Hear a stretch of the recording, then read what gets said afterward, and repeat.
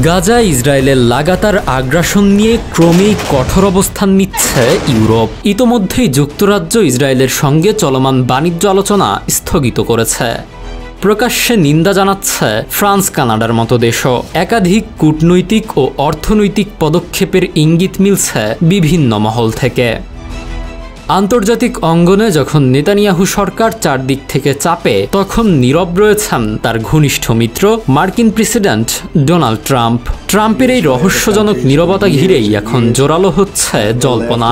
সপ্তাহ জুড়ে যা ঘটেছে তাকে কেবল কূটনৈতিক অসন্তোষ বললে কম বলা হবে।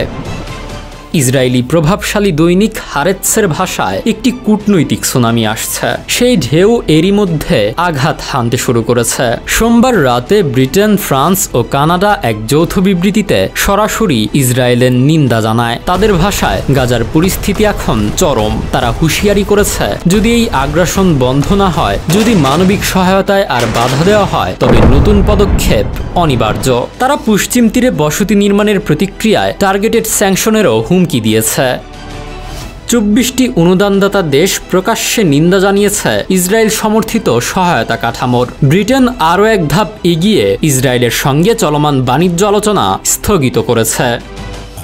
বাংলাদেশের শক্তিশালী থার্মিক স্টিল বার ফেমাস স্টিল লিমিটেড ২০২৩ সালের যৌথ সহযোগিতার রোডম্যাপ পুনর্বিবেচনার কথা জানিয়েছে তারা। সেই সঙ্গে ইসরায়েলি বসতি স্থাপনকারীদের ওপর নতুন নিষেধাজ্ঞা আরোপ করেছে। এছাড়াও লন্ডনে ইসরায়েলি রাষ্ট্রদূতকে ফরেন অফিসে তলব করা হয়েছে। এতদিন এমন পদক্ষেপ কেবল রাশিয়া বা ইরানের ক্ষেত্রেই দেখা যেত। এদিকে ইইউর পররাষ্ট্রনীতি প্রধান কায়া কাল্লাস জানিয়েছেন, ইসরায়েলের সঙ্গে ২৫ বছরের পুরনো অ্যাসোসিয়েশন চুক্তি পুনর্বিবেচনার পক্ষে রয়েছে শক্তিশালী সংখ্যাগরিষ্ঠতা।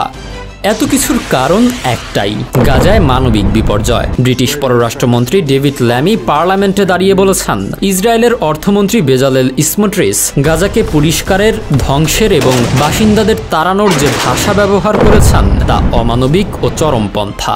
যদিও স্মোট্রিচ সরাসরি যুদ্ধ পরিচালনার দায়িত্বে নেই, কিন্তু তার মতো নেতাদের ছায়া থেকেই বের হতে পারছেন না নেতানিয়াহু, এমনটাই মত আন্তর্জাতিক বিশ্লেষকদের। এত কিছুর মধ্যেও নীরব রয়েছেন ইসরায়েলের সবচেয়ে শক্তিশালী রাজনৈতিক মিত্র মার্কিন প্রেসিডেন্ট ডোনাল্ড ট্রাম্প। সম্প্রতি মধ্যপ্রাচ্য সফরে তিনি কেবল বলেছিলেন, অনেক মানুষ না খেয়ে আছে। হোয়াইট হাউস সূত্রের বরাতে জানা গেছে, ট্রাম্প পরিস্থিতি নিয়ে বিরক্ত এবং যুদ্ধ থামাতে চান।